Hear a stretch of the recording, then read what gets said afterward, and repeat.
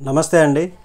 డప్పు కొట్టుకోవడంలో సీఎం చంద్రబాబు తర్వాతే ఎవరైనా అని మరోమారు స్పష్టమవుతోందని, కూటమి ప్రభుత్వం ఏర్పాటై 2 నెలలకే రాష్ట్రంలో పరిశ్రమలు క్యూ కడుతున్నాయని ఎల్లో మీడియా ద్వారా ప్రచారానికి సిద్ధమంటూ ఈరోజు సాక్షి దినపత్రికలో ఇక ఊదండి బాకా వివరాల్లోకి చూద్దాం.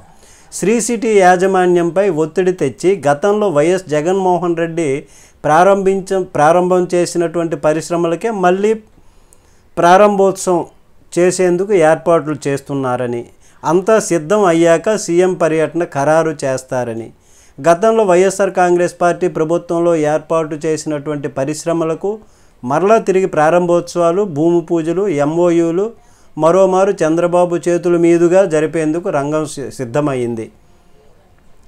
1-2 కాదని ఏకంగా 16 పరిశ్రమలకు నేడు ప్రారంభోత్సవం చేసేందుకు సీఎం చంద్రబాబు శ్రీ సిటీ వస్తున్నారు.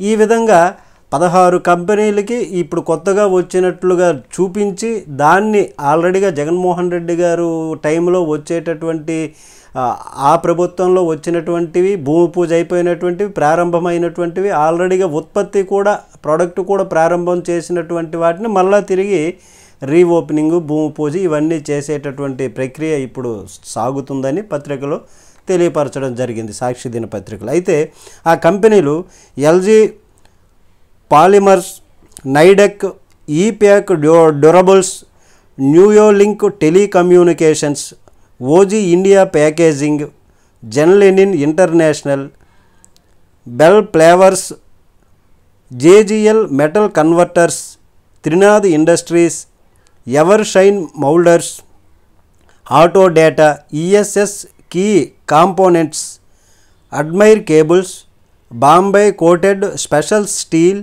శ్రీలక్ష్మి ఆగ్రో ఫుడ్స్ ఈ పరిశ్రమలు గత ప్రభుత్వంలో ఏర్పాటై ఉత్పత్తి కూడా ప్రారంభించాయి. ఇప్పుడు వీటిని తిరిగి సీఎం చంద్రబాబు మరోసారి ప్రారంభించనున్నారు. 1570 కోట్ల రూపాయల పెట్టుబడులతో ఈ పరిశ్రమలు ఏర్పాటయ్యాయని ప్రచారం చేసుకోబోతున్నారు త్వరలో అని.